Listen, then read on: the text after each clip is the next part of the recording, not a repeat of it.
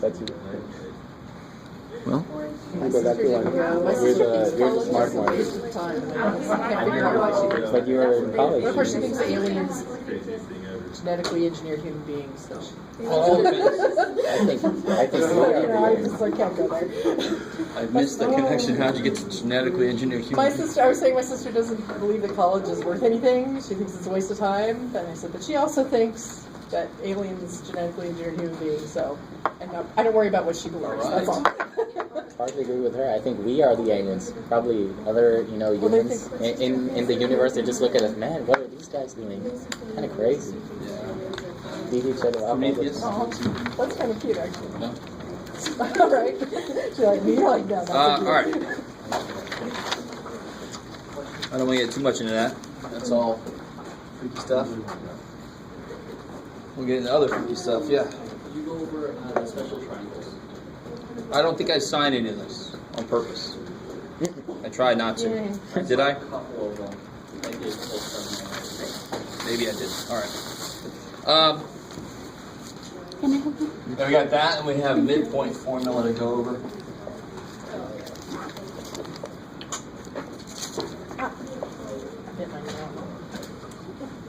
Charlie bit me. All right. All right. If I have an equilateral triangle, does anybody know what that means? Yeah, good. Lateral, lats, sides, equilaterals, equal sides. So that means all the angles would also have to be equal. And if all the angles are equal and they have to add up to be 180, they each have to be what? Divide 180 into 3 parts and you get 60. So they all have to be 60 degrees. Are you guys with me? So let me say, we don't know how long any of the sides are. For some weird ass reason, let me just call this side 2A. Because I can call it whatever the hell I want. So I'm going to call it 2A. You guys with me so far? So how long is this side? 2A. And so is the other. Because it's equilateral triangle. Now here's where things get interesting. So right triangles, of course, we know something about their sides. So when I'm working with triangles, I normally try to find a right triangle if I can. If I'm talking about their side lengths. So if I drew in the height, now I've got a right triangle here, right? Now let me try to just draw that half of it, this half of this triangle. And you guys help me out. How long is this? How long is this? Good. It's A, right? Half of the whole thing. You guys with me so far? Now how tall is it? 30. No. So let's call it, doesn't really matter, we'll call it X. You're going to love this problem. There's no numbers up there. Figure out what X is. 8. All right, let me say, figure it out. Don't guess at it. And wait until you see a sign from it. Because you won't get there. That's as far as I can get. Again, mathematical procedures do not care what you're actually working with.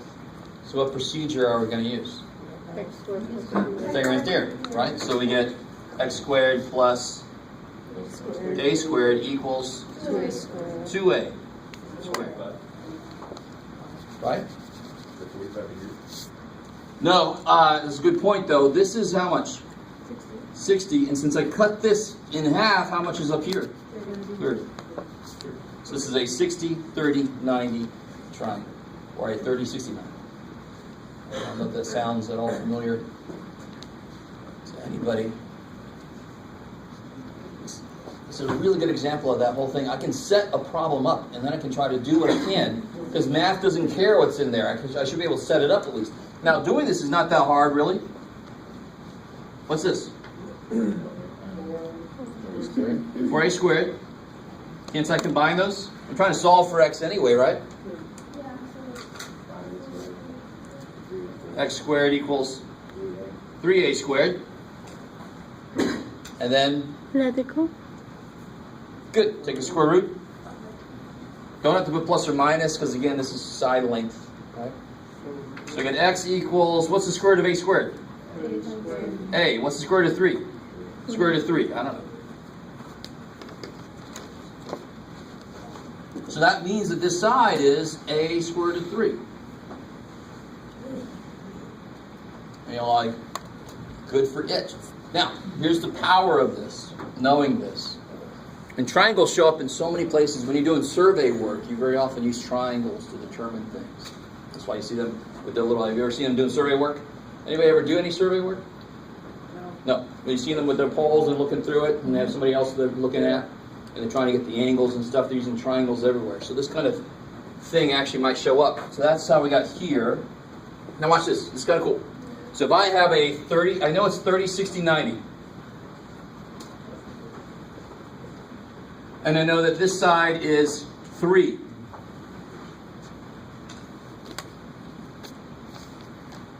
That means that this side must be, if that side is 3, this side is 6. So this side is 3, that's A. This side must be twice that, it must be 6. And what must this side be? 3 square root of 3. Shabam. So that's the power of knowing this. Every side is based on A somehow, right? So if I tell you this side, you know what A is. The hypotenuse must then be twice that, and this leg must be square root of 3 times that. So what if instead I told you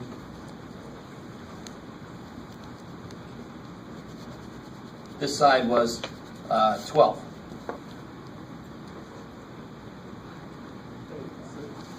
What is that? Yeah. What do you mean 6? What about 6? 12 must be twice A, so A must be 6. And once you know that A is 6, this last side has to be 6 square root of 3.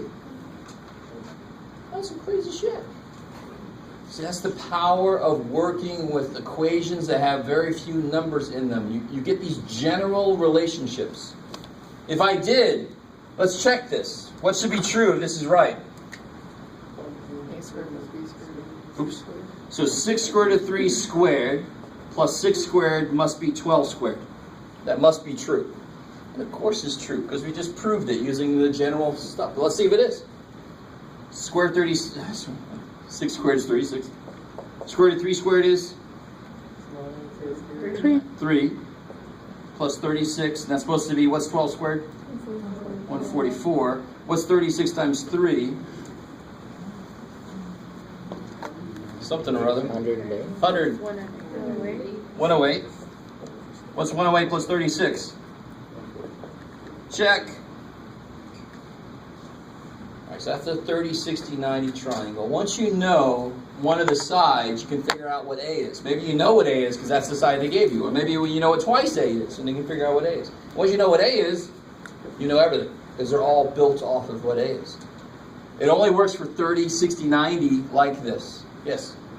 I'm not getting where you're getting the square root of 3 from. The 6 square root of 3 and the 3 square root of 3. Are you cool with where that came from?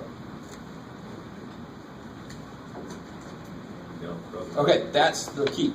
So that just came from, again, we did x squared plus a squared equals 2a squared, right? And if you solve for x, you subtract an a squared, you get 4a squared minus a squared is 3a squared.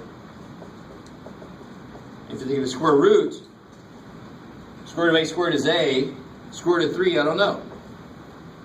So if I know what a is, I know what this side, if I know what the height is, it must be a times square root of 3.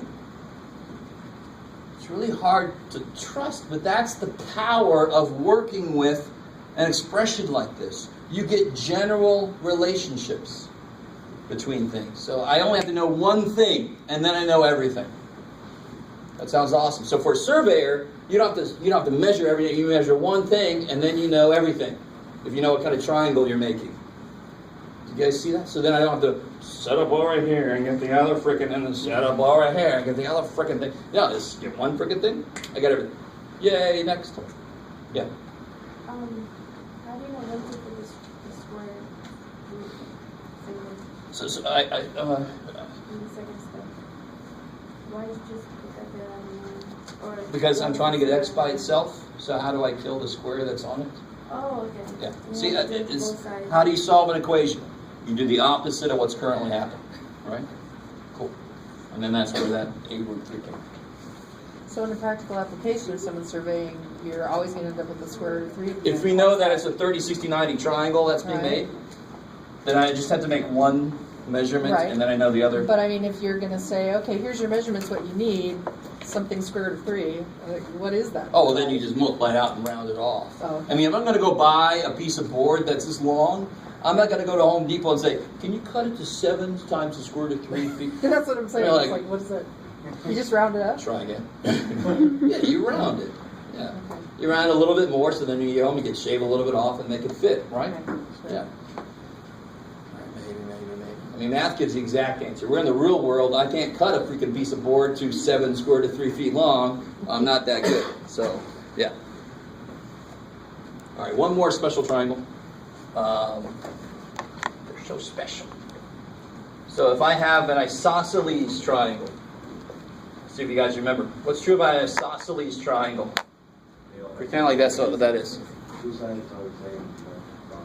Yeah, two sides are the same. So if these two sides are the same length, we'll call them A. If those two sides are the same length, then what must be true about these two angles? They have to be equal to each other because they're both opening up the same amount, right, to fit that same length in it. You with me? All right. So in the special case, let's do a special case here. In the special case that this is a 90-degree angle, what must these two be if they're equal to each other? 45, 45, because that would make 45, 45 is 90 plus 90 is 180. So in the special case where that's a right angle, these have to be 45 degrees. And so we'll say those are A. So I can figure out what that side is. Then again, I got a situation where all three sides of a triangle are based off of one measurement, A. Right. So how the hell do I figure out what that side is? We'll call it X for now. Yeah, x squared plus a squared A squared plus A squared equals? equal to x squared. Equals X squared. Why is X squared? Because X is across from, that's why it's over here by itself, right? Yes. Leg, hypotenuse. And then you do the same thing. This is a little bit nicer even. 2A squared equals X squared. So when I take the square root, what do I get? 2, right? Careful. Square root of 2 is square root of 2. Square root of A squared is A.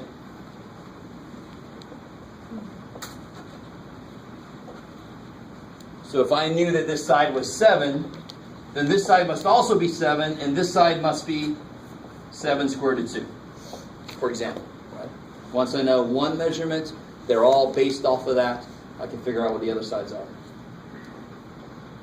Now, of course, there's a lot of triangles in between 30, 60, 90, and 45, 45, 90, right? And then you have to use some trig from there. But if you can construct a triangle like that, then you can use these very simple relationships. Where'd you get the 7? Or you just threw that? I just made it up like it's a problem they gave you in the book.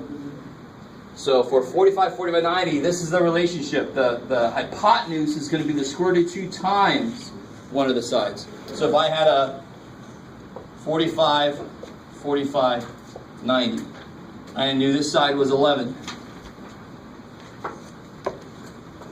This side must be 11. And this side must be 11 square root of 2. On one sense, it makes sense because what's got to be the biggest side? So 11 times square root of 2 is bigger than 11 or 11, right?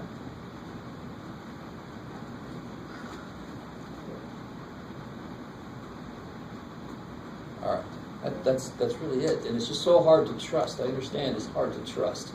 But when we do work like this, what is A? Anything it wants to be. And we're saying, okay, let those sides be A. Which really means says, let those sides be existing. They could be anything. This side must be A times rad 2. How do we know that? We applied a known theorem, right?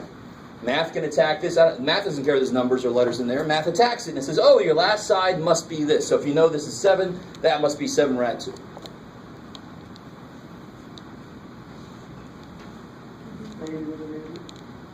No, maybe. Oh yeah, you're my maybe guy. You can just fill it in for me. Don't forget that. Do that. Do that. All right, that's enough of that. I'll let you guys have fun with that. So the last little piece here. This is the easiest piece actually out of this whole thing.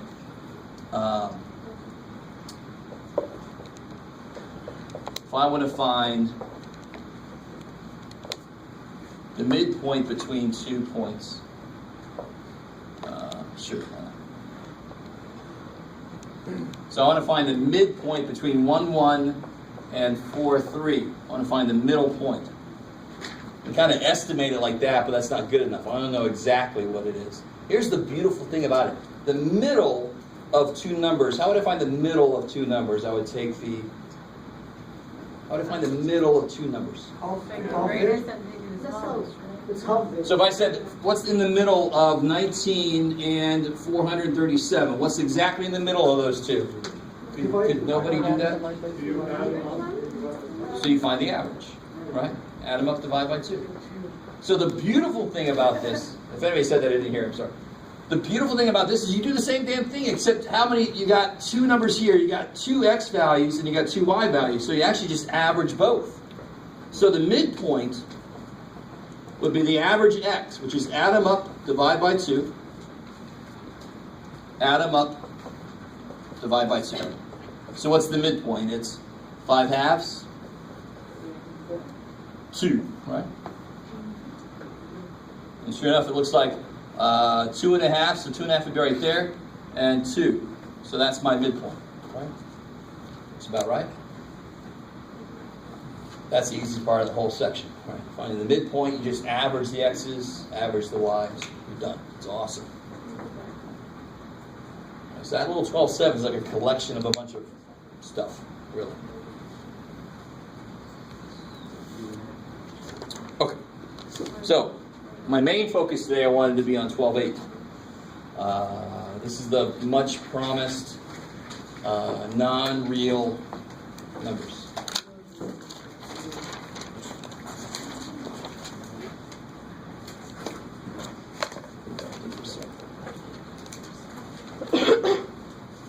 So thankfully they're what's called, not just imaginary, called complex.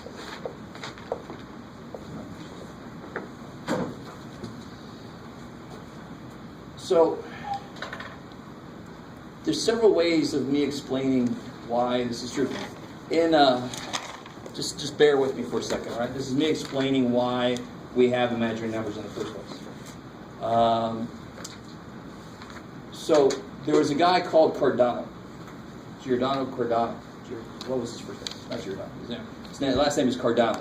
That's one we know. He was big into game theory. He was a gambler. He drank too much. He had duels with people. Math history is actually a lot more interesting than you realize. Huh? Cardano. I forget his first name was like G something. I can't remember. But his last name is Cardano. And one thing he did was he figured out, so we have a quadratic formula. Most of you guys should know something about quadratic formula. He figured out something for, what if it's a cube? He figured out the cubic formula, right? And part of doing that, so he could figure out what something like this was. You can't even factor that thing, can you? But he came up with an expression, a formula. You can imagine it's disgusting as hell. But the answers might come out real, like the answers might come out 7, 2, 3 or something. But in the middle, you'll have these square roots of negative numbers sitting around in the middle of everything. But when you multiply stuff out, it all comes back out to real. So in the middle, he's like, oh shit.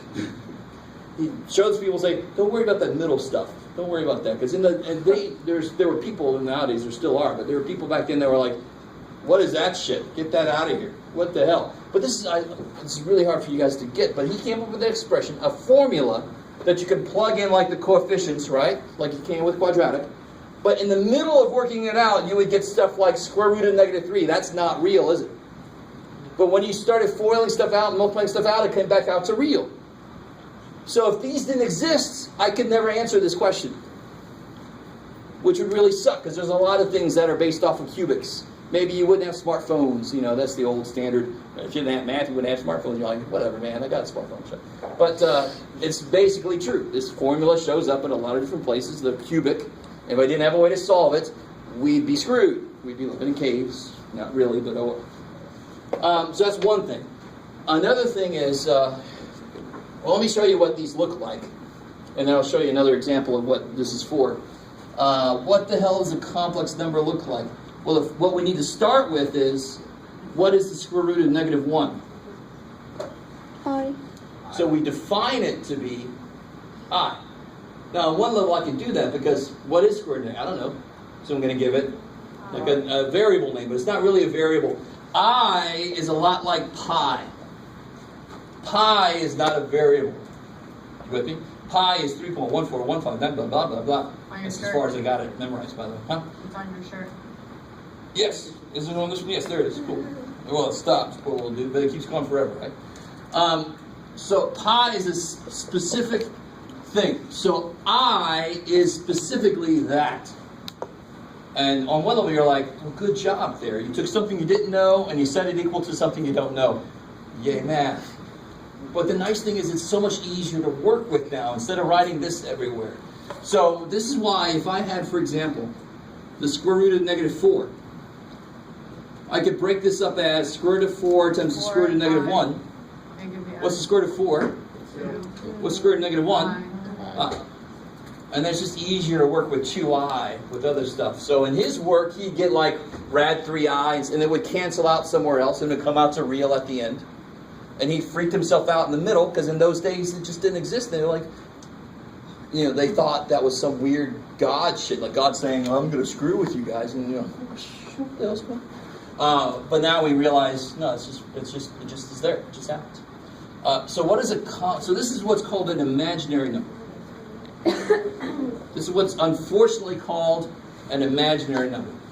I wish I existed back when they named it, so I named it something a little less, like, oh yeah, I knew you guys made all this shit up, but it's just a bad name. Right?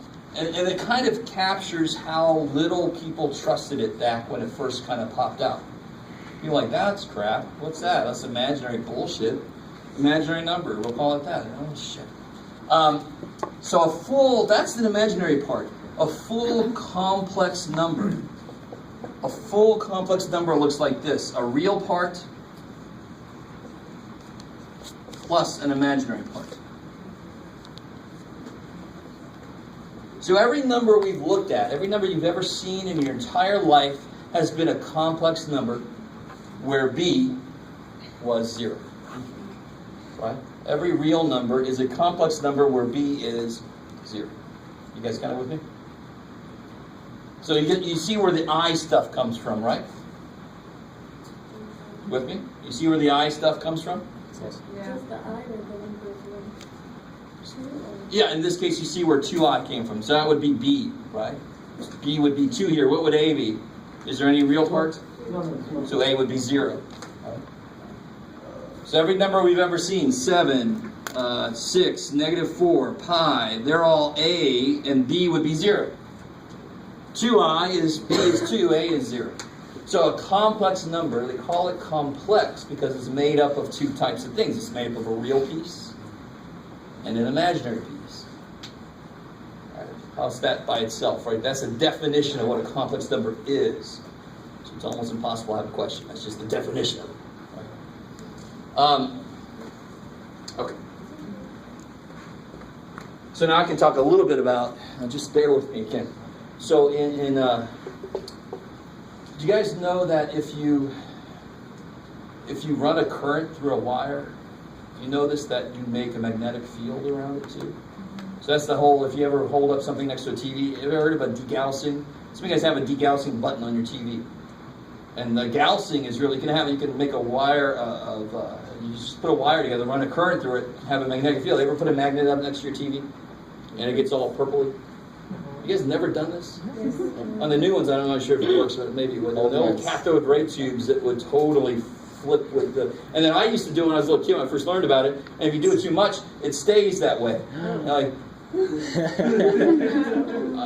I don't know, Mom. Just started doing that. We need a new TV. So yeah, we need a new TV, Mom. One of those new ones. So when we do physics, when we do the formulas that kind of describe that, running a current and it sets up in a magnetic field, the formulas have real parts, which are the electric field, and they have imaginary parts, which are the magnetic field. So if I didn't have that option to do that, I couldn't even work well with those equations. We wouldn't have been able to create de-Gaussian things, to create these TVs, to make these things, and we wouldn't be able to do it.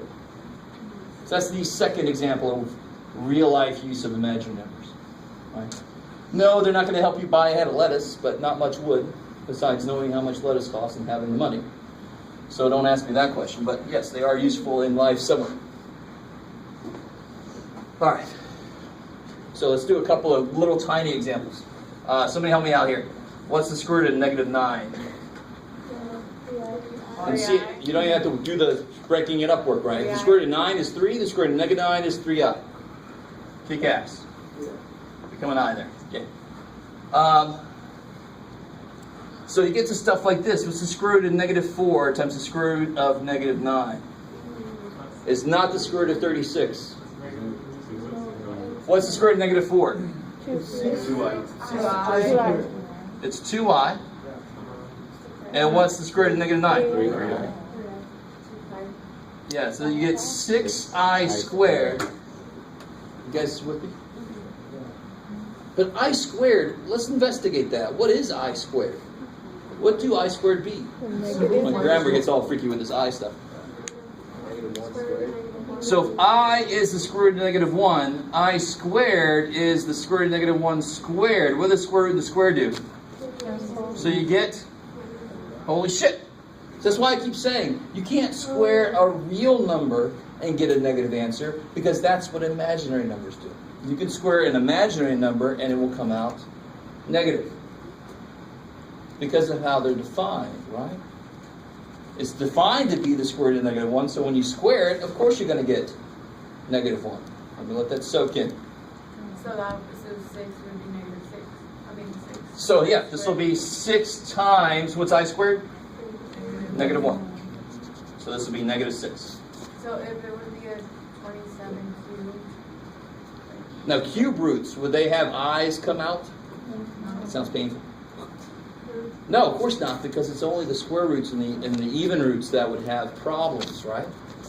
Cube roots would never have an I associated. The minute people learn I, you start telling me that the cube root of -27 is 3i or something. But what is the cube root of -27? -3, period.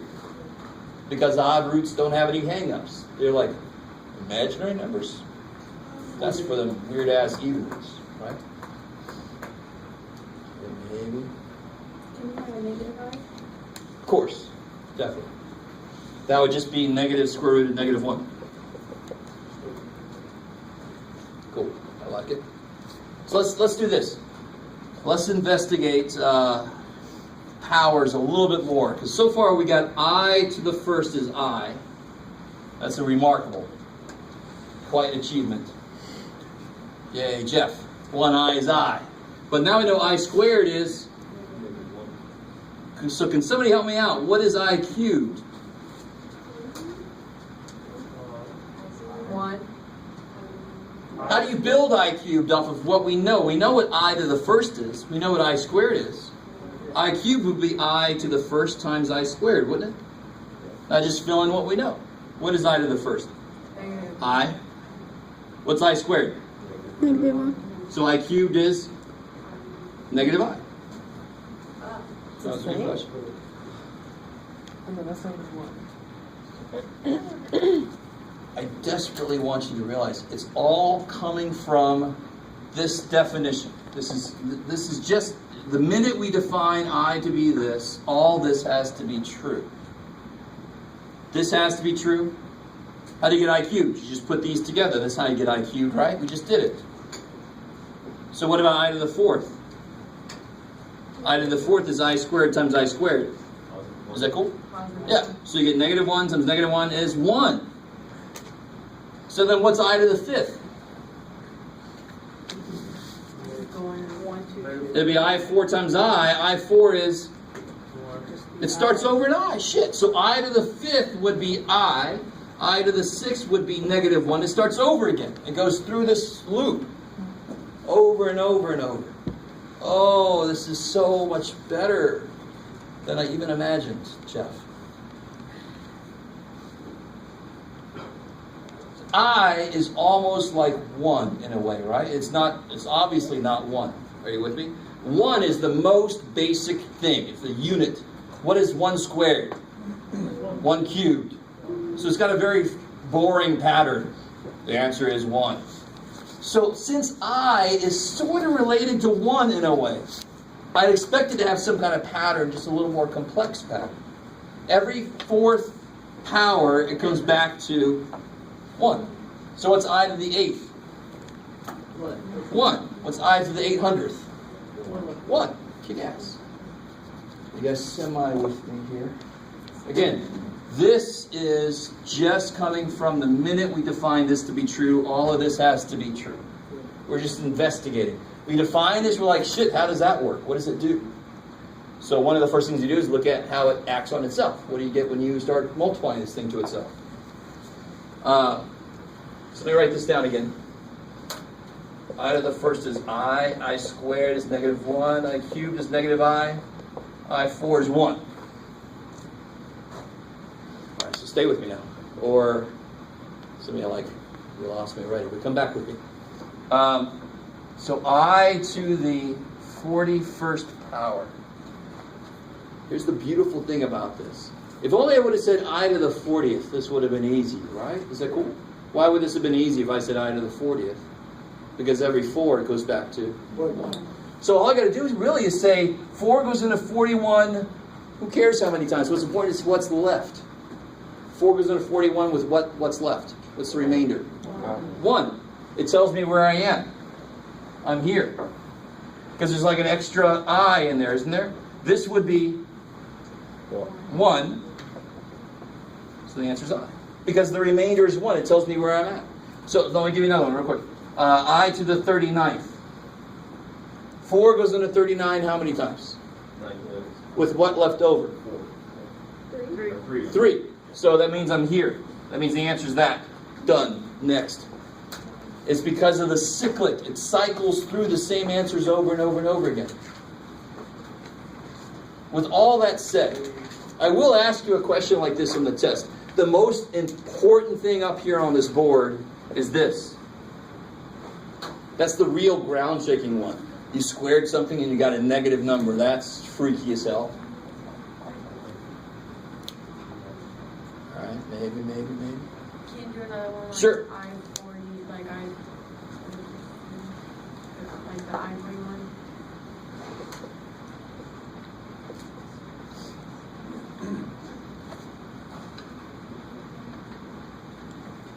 Four goes into 87. 86. Who cares how many times? With what left over? 7. No. 3. You can't have a remainder that's bigger than what you're dividing by, right? So if only this was an 84, 4 would go in evenly, wouldn't it? So how many extra do you have? 3. So it's equal to I cubed, which is negative I. Cool. So that's all you got to do is figure out what's the remainder. If I divided by 4, what would the remainder be?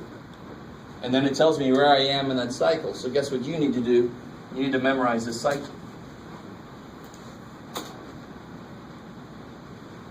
All right, maybe. So again, if I said, I can only throw so much at you here. If I said I to the 317. Same thing, right? Same thing. Negative I. Well, no. What do you mean same thing? Sorry. Same idea. But for the 317, what could be I 4 goes into 317. How many times? 79. 7, 28, 37, 9, 36. So with one left over, you with me? This piece doesn't matter with shit. What I care about is the leftover. It tells me where I am. So where am I? This is the same thing as I to the first, which is I. So that remainder just tells me where I am in the cycle. Because every fourth one is 1. So the remainder tells me, okay, how much past that did I go? So we should only know up to 4, right? That's all I got to, because then you know everything. Because it can only be one of those 4 things. So real quick, let me make sure everybody kind of gets the basic idea. What's I to the 12th? Why is that an easy one?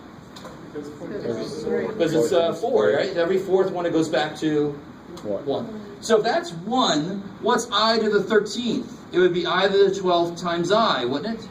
It's just 1. So it'd be 1 times I, it's I. But it's the same thing as I to the first, because I got an extra I. Right there. Wow. But 4 goes to the 13, 3 times with 1 left over. I'm here in the cycle, I to the first. That's where I am. That's why the leftover, the remainder, tells me where I am in that cycle of stuff. Okay. That's enough on that. I don't want to say that you guys just pack up and leave them and say that's enough. All right, so you just got to practice that a little bit. The most important thing up there is this. So I want to get into some more everyday kind of problems. This doesn't happen a lot. So now that I know what a complex number looks like, what does a complex number look like? A plus BI. A plus BI. So give me a complex number. 4 plus 8i. Good. And now let's add that to another complex number. Let's say 2 minus 7i. So I'm adding 2 complex numbers. What does your gut tell you should happen here? Am I multiplying anything? No. I'm just adding. The real numbers with the real numbers. Yeah, so you add like terms. Real plus real. And then imaginary, Which is minus 9. Oh no. 8 minus 7. I. Yeah. Thank God. Finally, Jeff, something that makes sense. So in this case, I acts just like X, because it's something I don't know. So if I got 8 of them and I subtract 7 of them, I got one thing I don't know. 1 eyeball sitting there staring at me. And the real part numbers are easy. I know how to deal with real numbers. So adding, subtracting is simple. You just got to be careful. It's really silly. I give people this problem and they make a stupid mistake. What stupid mistake do you think they make? Negative. You Negative. got to be careful with the minus. So you should maybe distribute it first. So I get minus 2 plus 7i. So it's 32 2 plus 13i. plus 15i. Kick ass. But the adding, subtracting complex numbers is actually not complex. It's easy. I just like terms. Kick ass. Let me see if you guys can think ahead. If I start multiplying them together, what's the one place where it's not the same? When I get I squared. Because I know what I squared is. X squared, I don't know what the hell it is. So I is not really a variable, but it acts like one here. But if I ever get I squared, what can I replace that with? Beautiful. If I ever get I squared anywhere, I can replace that with -1, because that's what it is. So, with all that said, you guys do this. Don't erase the board. You do this here.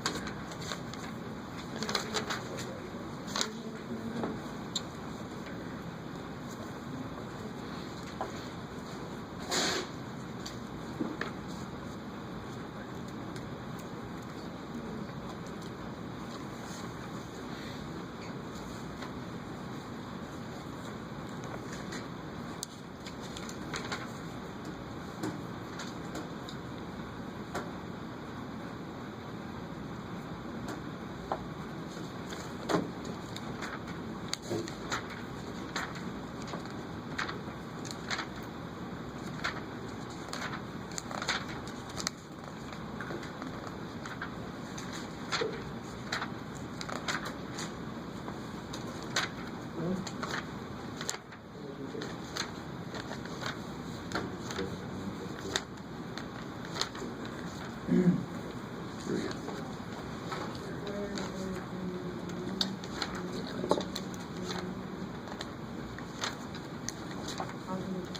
right.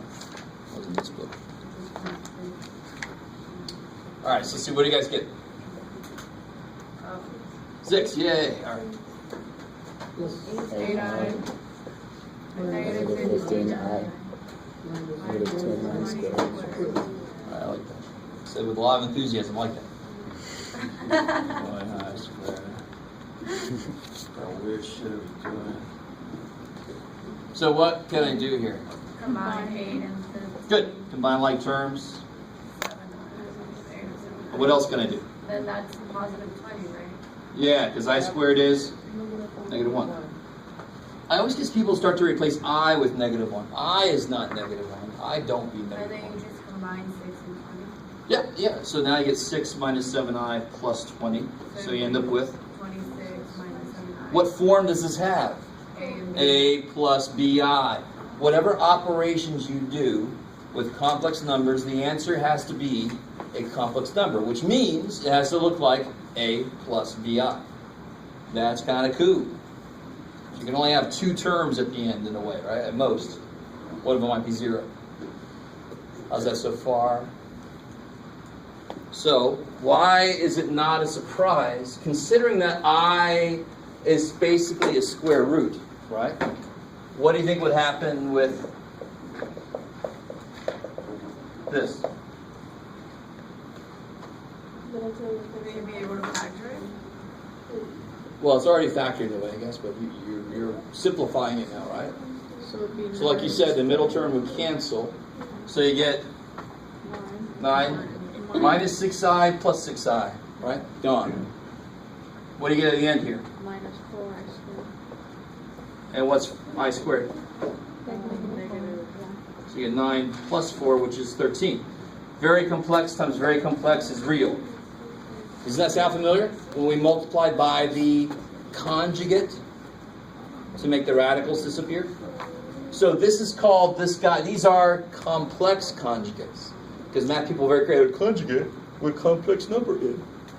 So it's complex conjugate. When I do that, I'm making fun of math people, by the way, because we're not very creative. Yes? Issue on the I squared, where did you get the I squared from? What's 2i times 2i?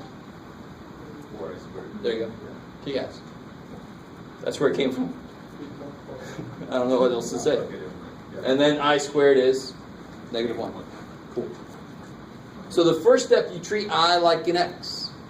And then wherever you see I squared, you replace it with negative 1.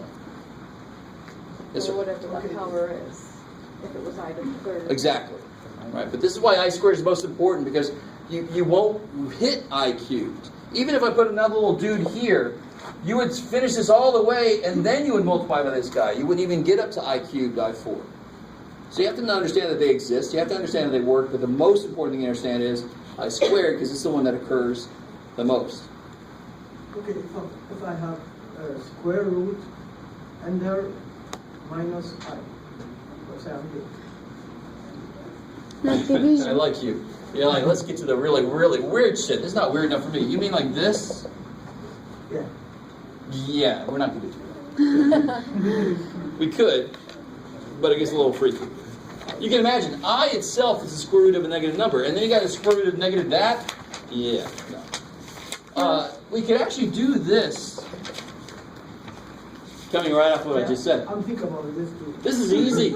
Believe it or not, this is easy. Remind me, what's I cubed? Negative 1. So what's the cube root of I cubed? Negative I? I. So that's I. Did I solve that the normal way? No, I could not attack this with the cube root. I had to solve it in a very roundabout way. I know I cubed is something, so then the cube root of that something must go back to I. That's enough of that. That's not very important. Good. So here, you guys try these. What about division? Yes, exactly. So try these.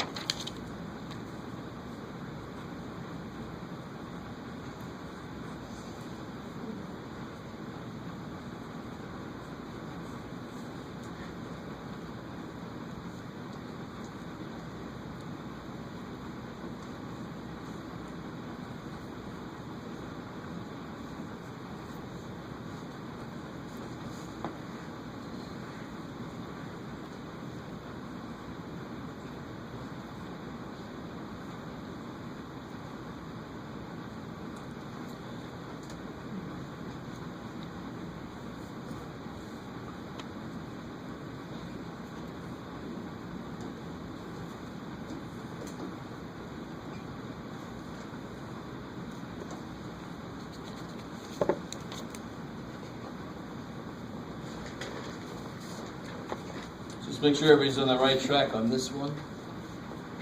That's like the square root of -1, right? So if I saw 6 plus square root of something, how do I do this? I would multiply by the conjugate. What's the conjugate of 6 plus I? 6 minus 1. Take x. So you multiply this by 6 minus I top and bottom.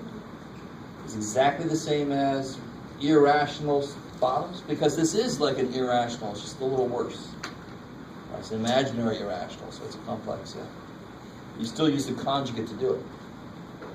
What does the answer have to look like for this? What form must it have?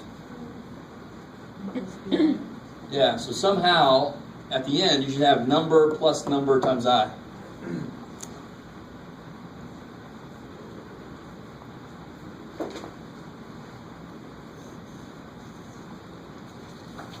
Believe it or not.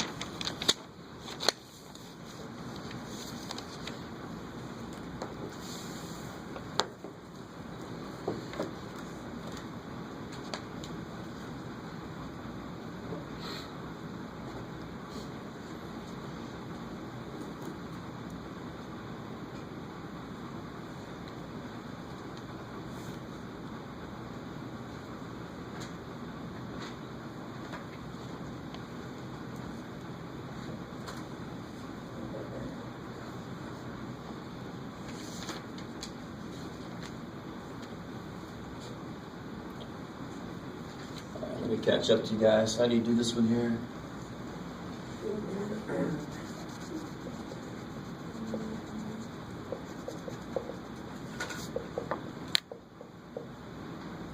So of course you get 14 minus 11i, and then this becomes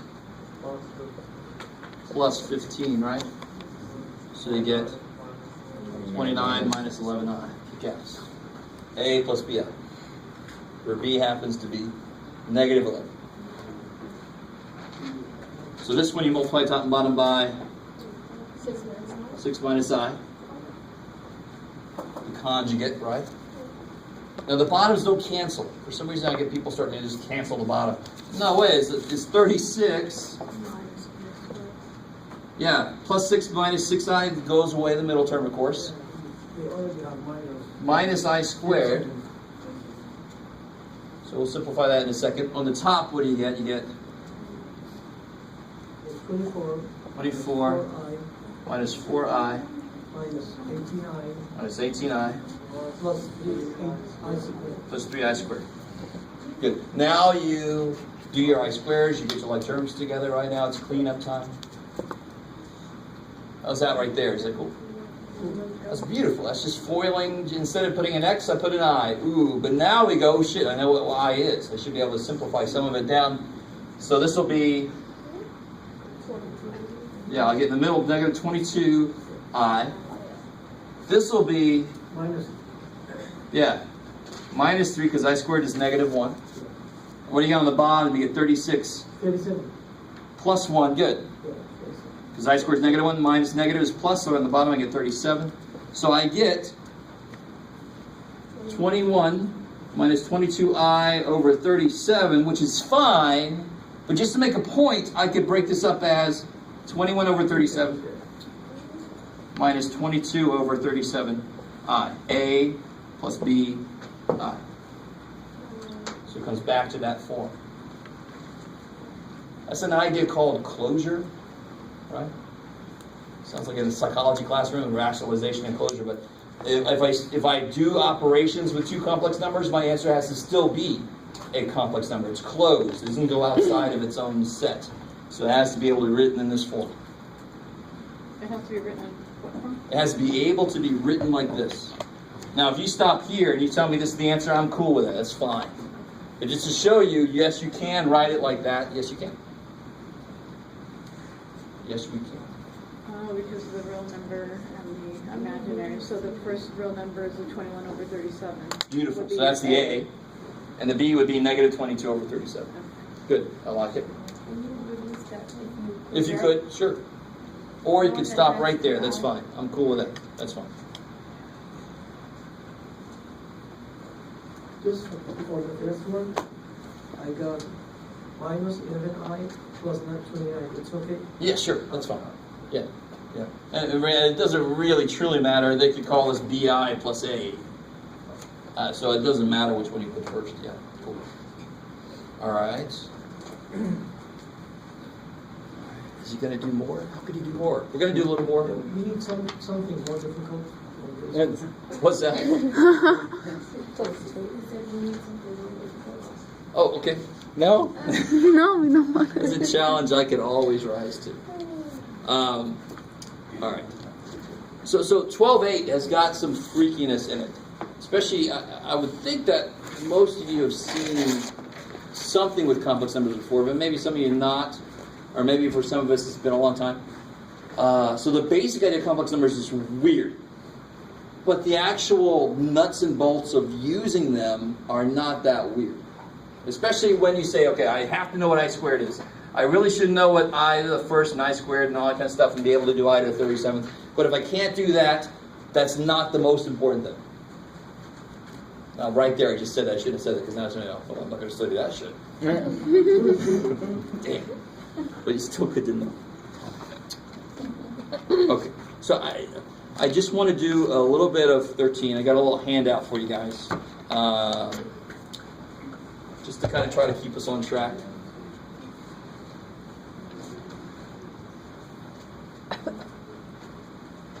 Okay. We got this here.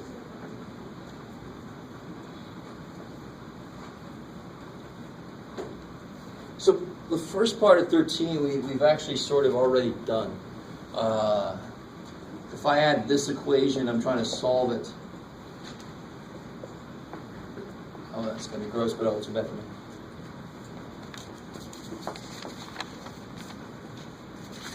We've got a slightly better way to solve it than factoring now.